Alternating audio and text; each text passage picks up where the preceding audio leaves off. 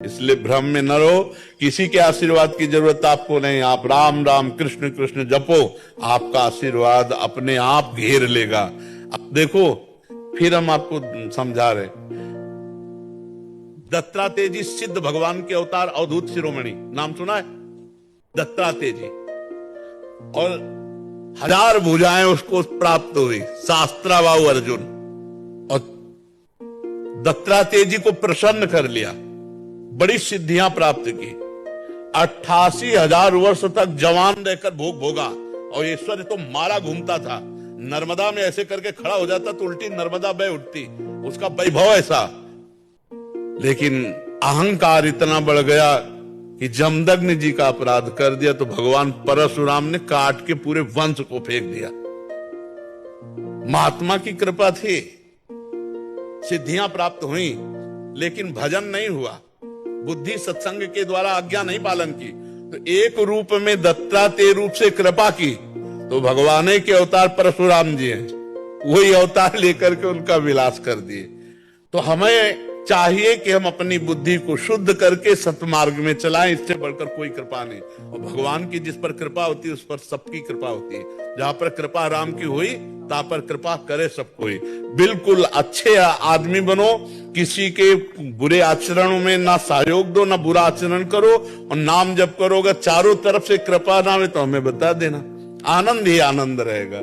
और ये तो एक व्यवहार मात्र है कि संतों से कहा जाता है कि आप हम पर कृपा कर दो, आप हमारे ऊपर हाथ रख दो, ये सब व्यवहार मात्र है।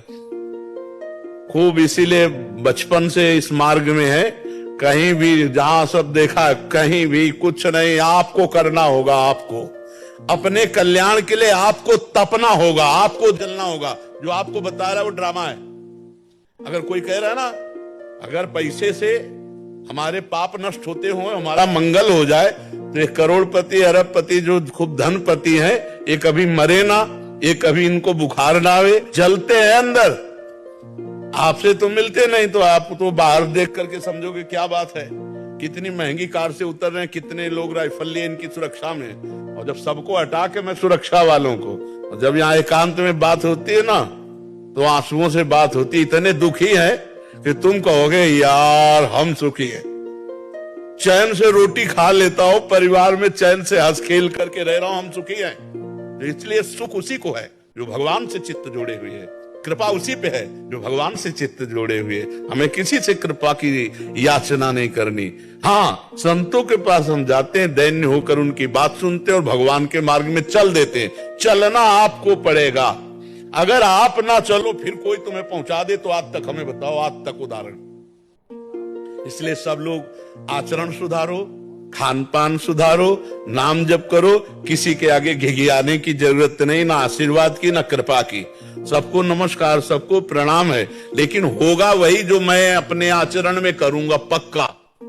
अगर मैं आचरण ना करूं फिर कोई कर दे तो मुझे बताओ, और ऐसा कोई है नहीं कि कर सके, क्योंकि भगवान भी अर्जुन को सामने कह रहे हैं, मेरा चिंतन कर, मेरे मन वाला बन, आई हुई विपत्तियों को सह, तास्ति तिक्षस्व भारत।